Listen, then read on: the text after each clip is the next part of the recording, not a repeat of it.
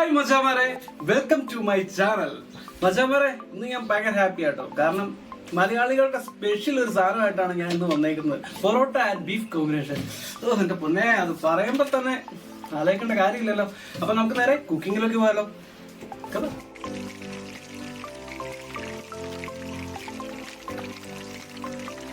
മച്ചാമാരെ, ഒരു കാര്യം പറയാനായിട്ട് മറന്നു കേട്ടോ.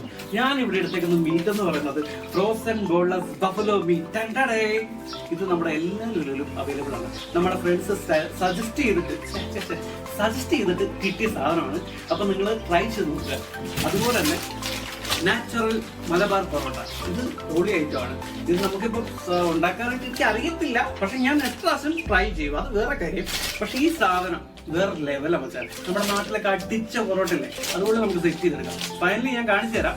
അപ്പൊ നിങ്ങളൊന്ന് ജസ്റ്റ് ട്രൈ നോക്കും. ഇത് മൈദയുടെയാണ്, ഇതിന്റെ മീറ്റിന്റെയും അവൈലബിൾ ആണ്, എല്ലാ ലുലുവിലും ഉണ്ട്. അപ്പൊ നമുക്ക് നേരെ തുടങ്ങാല്ലേ മജാമരെ. അപ്പൊ നമ്മുടെ ബീഫ് നല്ല പൊളിയാക്കി കഴുകി വൃത്തിയാക്കി വെച്ചേക്കുകയാണ്.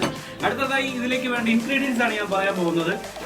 പെരുംജീരകം പൊടിച്ചത്, ഇഞ്ചി ചതച്ചത്, ഗരം മസാല, കുരുമുളക് പൊടി, ഇത് നമ്മുടെ വെളുത്തുള്ളി അരച്ചത്, മല്ലിപ്പൊടി, നമ്മുടെ ചെറിയ ഉള്ളി ചതച്ചത്, മുളക് പൊടി.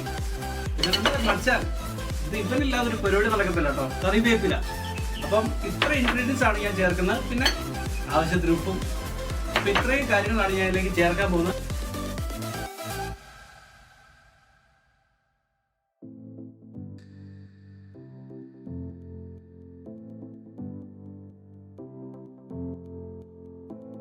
ഇനി ഇവനെ നമുക്ക് നന്നായിട്ട് മിക്സ് ചെയ്യാം. നമ്മുടെ ബീഫ് നല്ല മിക്സ് ആയിട്ടുണ്ട്. ഇനി നമുക്ക് കുക്കറിലിട്ട് 2 വിസിൽ അടുപ്പിക്കണം.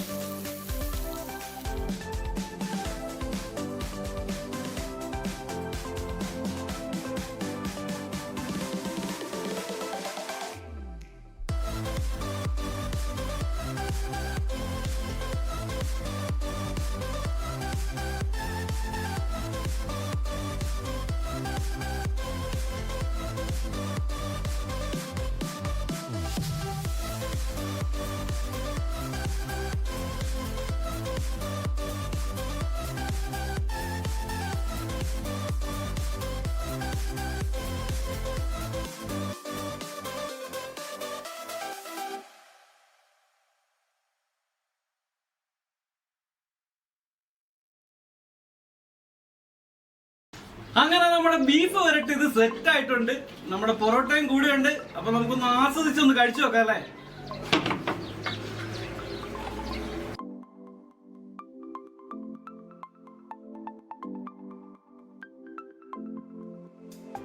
അപ്പൊ നമ്മുടെ ബീഫും പൊറോട്ടയും നമ്മുടെ പ്ലേറ്റിൽ എത്തിക്കഴിഞ്ഞു. ഇനി നമുക്കൊന്ന് കഴിച്ചു നോക്കാം അല്ലേ. ഒരു മുരിഞ്ഞ പൊറോട്ട കൊണ്ട് കീറി ഒരു ബീഫിന്റെ കഷ്ണം ഇങ്ങനെ പൊതിഞ്ഞ് എടുത്തിട്ട് കഴിച്ചാൽ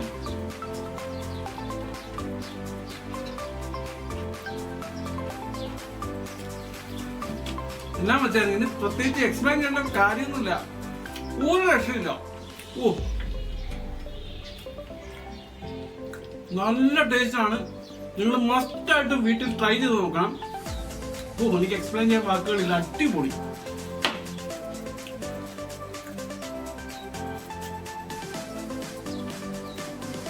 ആ ബീഫൊക്കെ പക്കായിട്ട് വന്നിട്ടുണ്ട് കേട്ടോ.